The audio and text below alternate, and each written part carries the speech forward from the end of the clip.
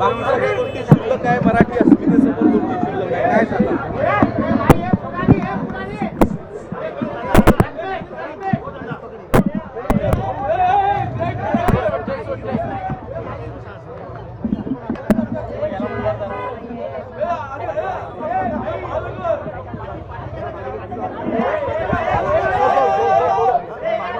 Sir थोडं मागे जा सर, थोडं मागे जा.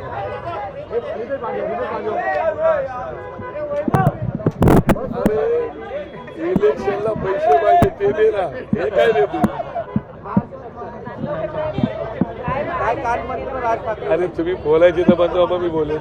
हे झालं तुमचं. सर बोलायला सुरुवात करा. सर तुम्ही सुरुवात करा.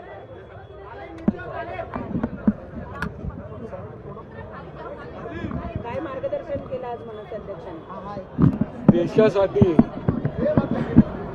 महाराष्ट्रासाठी आणि मुंबईसाठी आणि खास करून मराठी माणसासाठी मुंबई खूप महत्त्वाची आहे.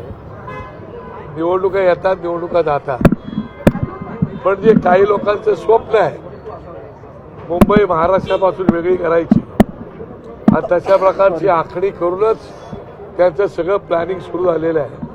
आणि म्हणून बाकी सगळ्या गोष्टी क्षुल्लक आहेत, त्या सगळ्या गोष्टी बाजूला ठेवून आज मुंबई आपल्या हातात राहिली पाहिजे. मुंबई आपल्यापासून वेगळी करण्याचे त्यांचे स्वप्न आहेत, ते स्वप्न उद्ध्वस्त करायचं आहे. आणि मुंबई मराठी माणसाची आहे, महाराष्ट्राची आहे, ती आपली राहिली पाहिजे. आणि म्हणून साहेब नेहमी बोलतात की भांडणापेक्षा आणि वादापेक्षा आपल्यासाठी आज ही निवडणूक फार महत्त्वाची आहे. आणि म्हणून आपण ही निवडणूक अत्यंत जोशात आपल्याला लढवायची आहे आणि कुठल्याही परिस्थितीमध्ये मुंबई आपल्या हातात राखायची आहे.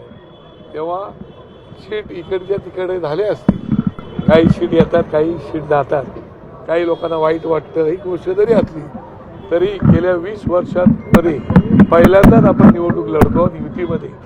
आणि म्हणून युतीचा धर्मही पाळायचा आपल्याला. आणि त्या ठिकाणी असणारी प्रत्येक जागा ही मुंबईसाठी अत्यंत महत्त्वाची आहे, महाराष्ट्रासाठी महत्त्वाची आहे आणि मराठी माणसांसाठी महत्त्वाची आहे.